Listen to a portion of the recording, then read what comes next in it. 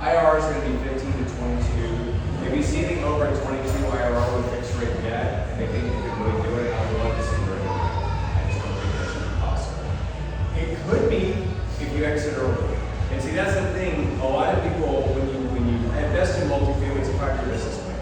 Well, if you exit in 3 years, you're going to have a lot higher return. It's going to juice the returns big time. And when the market was going hot, that's why the returns were so good, because people are exiting early. And so they were quadrupling their money in 6 years instead of doubling it in 5 years. That makes you a lot of money. You want to look for cash on cash 6 to 9%. The cash on cash over 5 years is less than 6%. It's just not good enough. You're not being paid good enough for waiting. A 9% is probably pretty high. I probably should have changed that to an 8. I don't think there's a lot of 9s out there. But I mean, I would still look at it. Maybe if they said 9, I would try to invest a little further out there to get that cash flow. Pro forma rent growth 3% max over 5 years, 3% per year. Right now, I like underwriting in the first year at 0 rent growth. 0. Right now, because that's kind of what's happening. In fact, the best thing you can do right now, if you've got a good tenant that is paying well, is to renew them with no rent bump. Rather than trying to bump them $50, they move out, give them a $4,000 turn, and just 2 months of rent. Even with a rent raise, it takes you 10 years to get your money back. So the good operators are focused on renewals, especially A-class deals, and keeping people in the property. And if you can keep them from moving out and not raise rates at all in this market, you're doing a better job. So something to think about. Someone showed me the math on that. It's very compelling. So watch out for large expense cuts in the first year. So if an operator says they can go in and cut expenses 20 or 30%, look out for that. That could be a red flag. Although we are starting to see insurance come way down.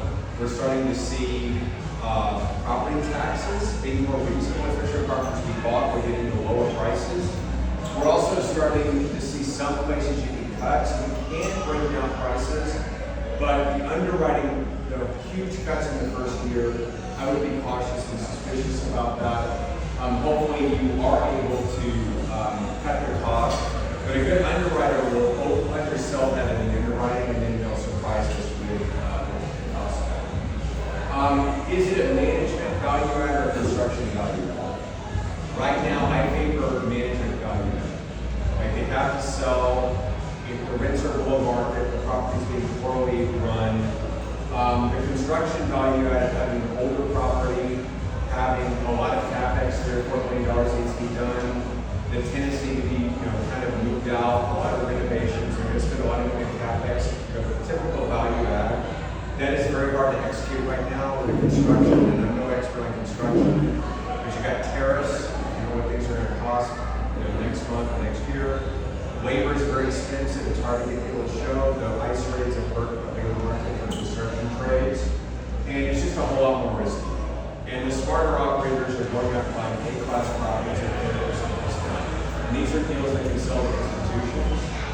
And once the market turns, your big institutional buyers, your BlackRocks and your REITs and stuff like that, they're going to come in and sell everything out. But if you have an 80s product, they can't buy it. No one can buy stuff less than 25 years old. So they'll be looking at 2,000 and up. So that's what I'm buying, 2,000 and up. Positive leverage. This is really important. You need to make sure the initial purchase cap rate is close or higher than the interest rate of the loan that you're getting.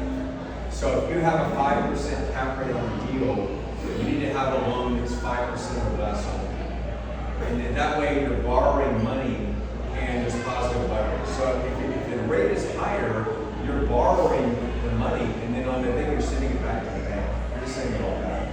So you need to be very careful to make sure that you're getting positive leverage, and the debt you're getting is actually buying cash flow. So be very careful about that. Takeover risk is the current management company or reputable third party. If the property is being self-managed, you got to go a whole lot more due diligence, because there's a whole lot more ways you can get a stand. I'll tell a story. There was a deal that just passed in Corpus Christi, and it's been a real problem. It's the only passive investment that has been issued. It's one of the first ones ever again. It's in Corpus. Someone bought it. They were self-managing it. They turned the property around. They bought it after Harvard. There's still a lot of damage down there in Corpus. They had like 10% occupancy. No windows are blowing out. No one's destroyed. They went back and renovated it. They raised it up. They lived there for like 5 years. Recently, with 90% occupancy,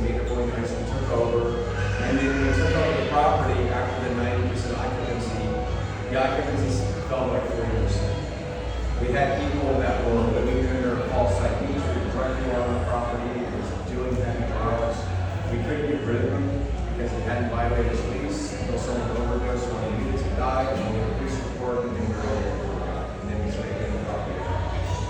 We would not have had that problem if we had not bought from an individual. So I like when the managers are reputable third party. With somebody in Houston and they manage 3,000 doors, and the owner wants to do something that's deceptive or fraudulent, we go along with it. So when it's self-managed, you might have more issues. Be really careful. Reserves, we want 6 months minimum of expenses in addition to the CapEx budget. And then also beware of unusually high returns in the marketing shows. The returns I gave before. If it looks too good, make sure it is too good. Well, one thing also, a person gave me a quote one time, and they said, the quicker you try to get rich, the longer it takes. I don't know who made that up, but I mean, it's very true. So real estate is